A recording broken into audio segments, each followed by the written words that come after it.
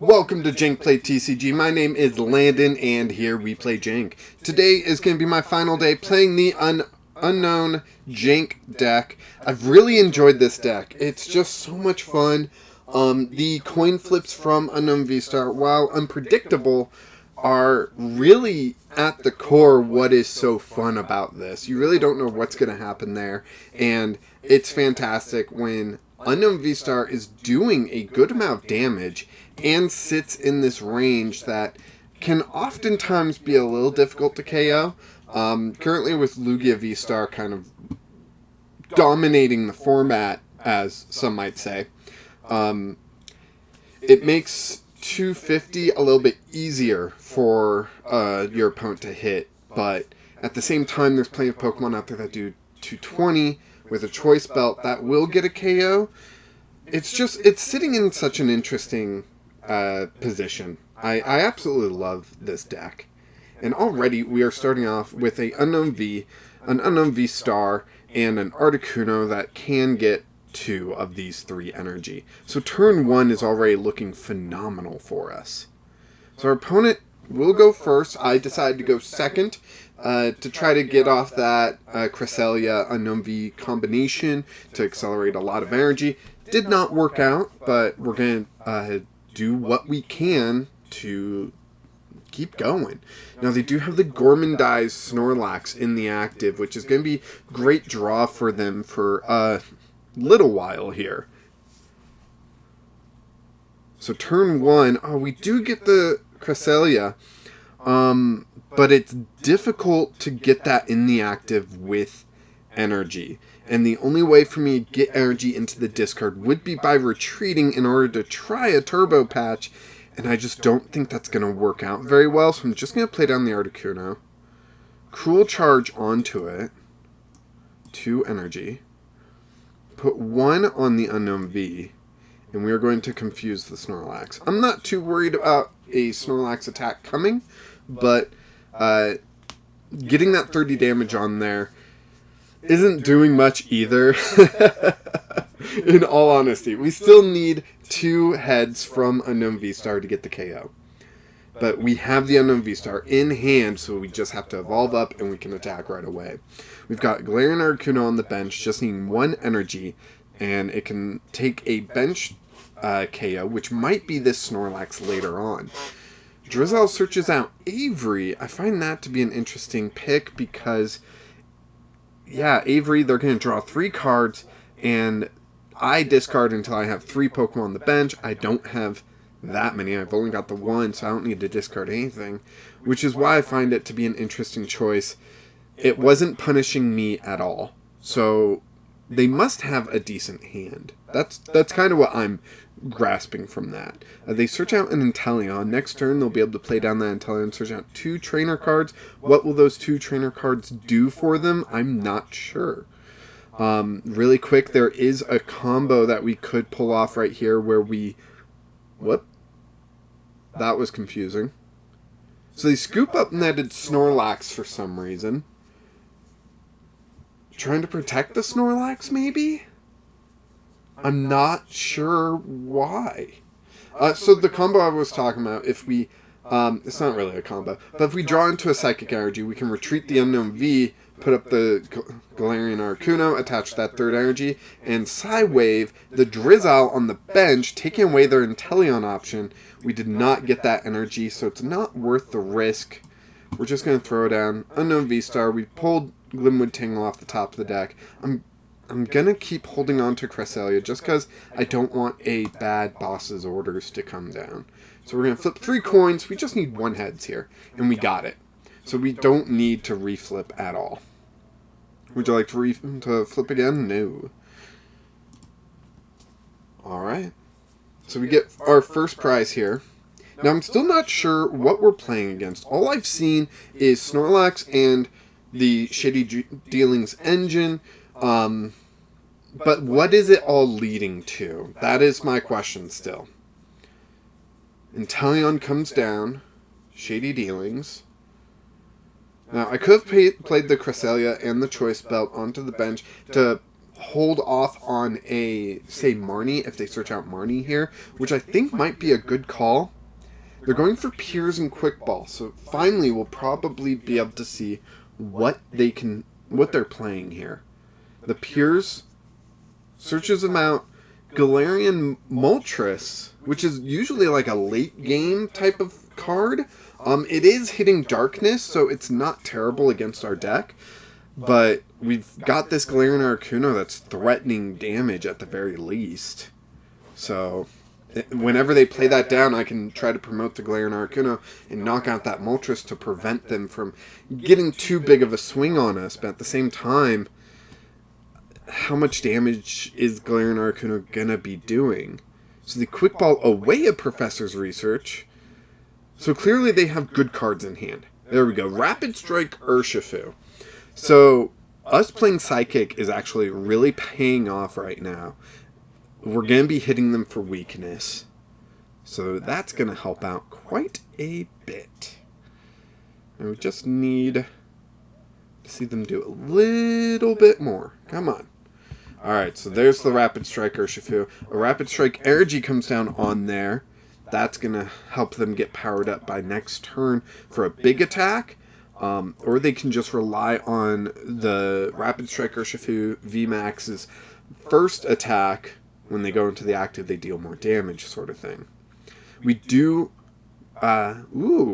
Escape Rope comes down, puts Rapid Strike Urshifu in the active spot here.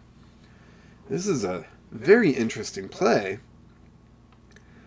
And yeah, they did their strafe, so it did just kind of stick us in the active, which does hurt a little bit. But what I can retreat. I think I'm going to. I'm going to retreat. I'm going to put out Cresselia and Turbo Patch.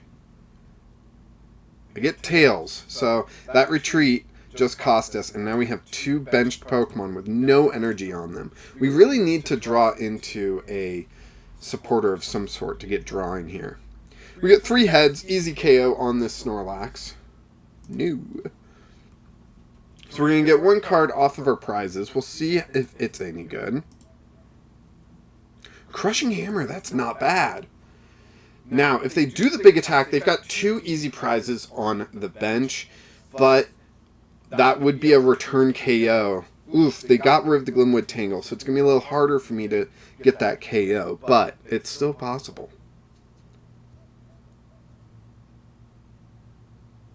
They need the VMax, and they need a third energy. Since they promoted the Rapid Strike Urshifu V after the KO, they can't use the first attack to deal massive amounts of damage. It's going to do very little damage. They have the third energy. Now they need the VMax, and they're going to be going for the benched Pokemon here. Marnie coming down, giving us a new hand that's actually going to help us out quite a bit. But I know they are searching for their VMax. We get Evolution Incense and Fog Crystal.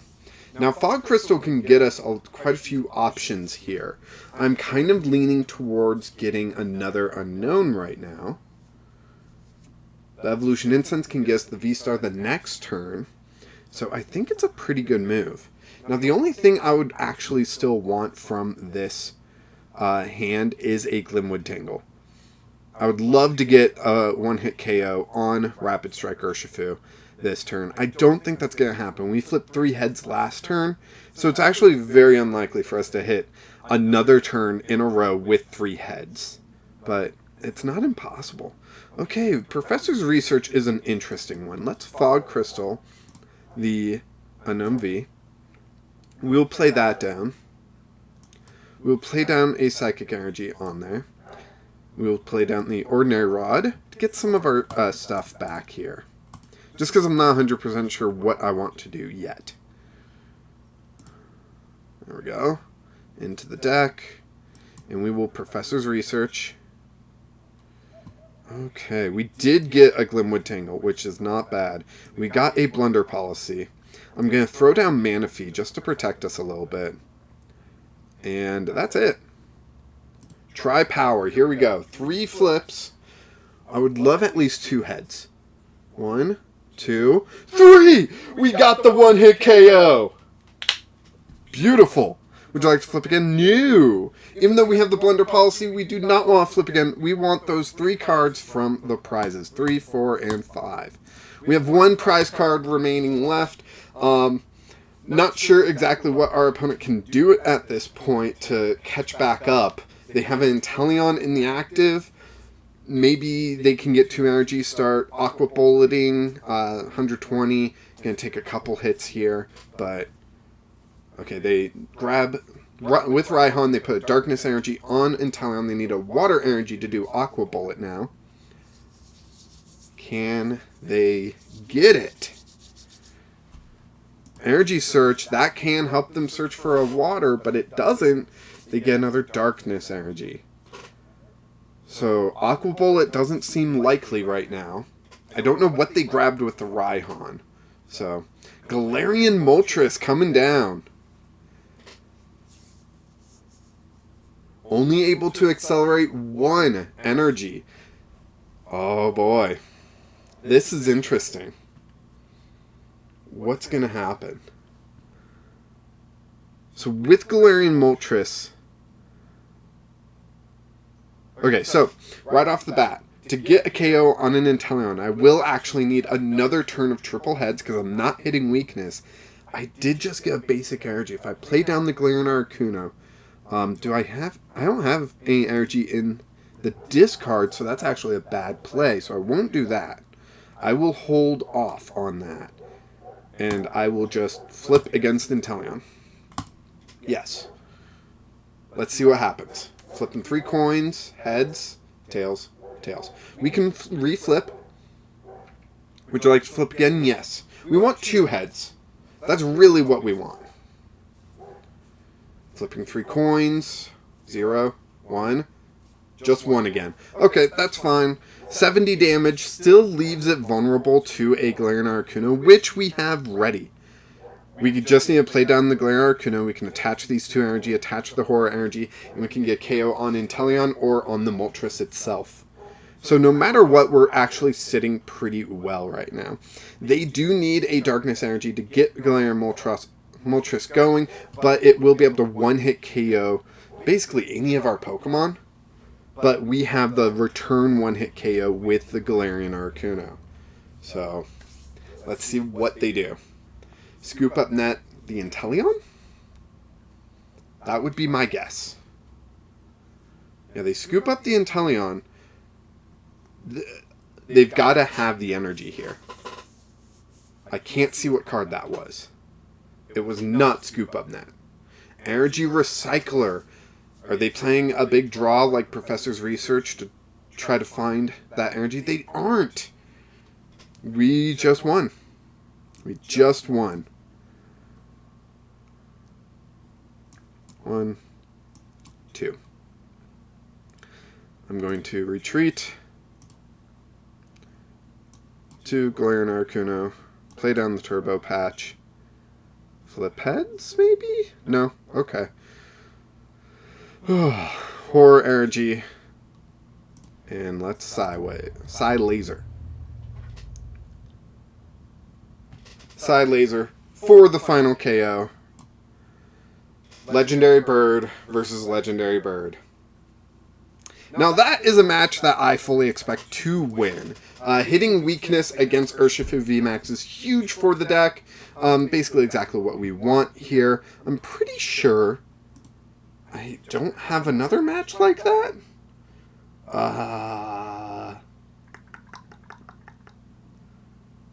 I forget, actually. Oh, geez.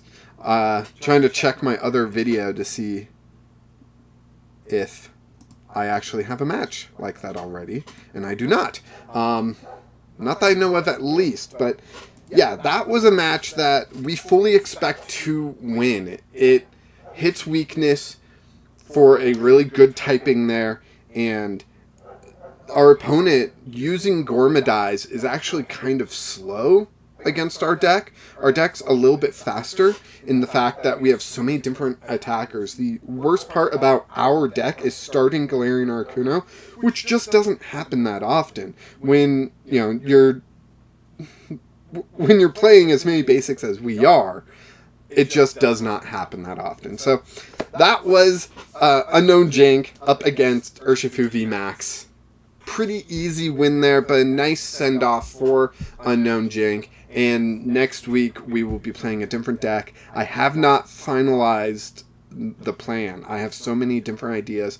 It may not be a deck that couldn't be built before Silver Tempest. I'm kind of leaning towards a Lost Zone deck that just brings an old Pokemon back and doesn't play really anything new, or at least not too much new. So we'll see what I actually land on next week. It might be a completely different deck than what I'm describing.